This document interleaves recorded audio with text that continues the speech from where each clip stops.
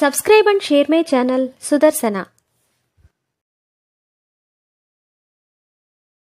ఓం శ్రీ లక్ష్మీ నృసింహ స్వామినే నమః. శ్రీ గురుభ్యో నమః. నరసింహ శతకము 44వ పద్యము.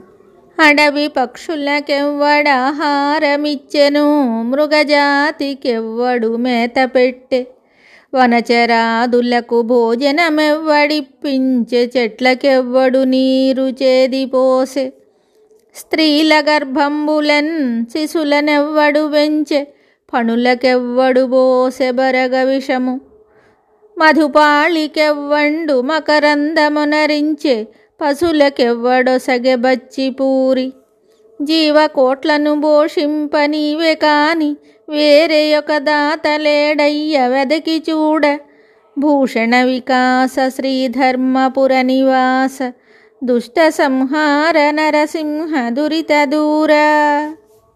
ఈ పద్యమునకు భావము: ఓ నరసింహస్వామి, అడవిలో పక్షులకు ఆహారము, మృగాలకు మేత, వనచెరులకు భోజనము, చెట్లకు నీరు, స్త్రీ గర్భములోని శిశువుల పెంపకము, పాములకు విషము, తేనెటీగలకు తేనె, పశువులకు పచ్చగడ్డి సమకూర్చుచున్నది ఎవరు?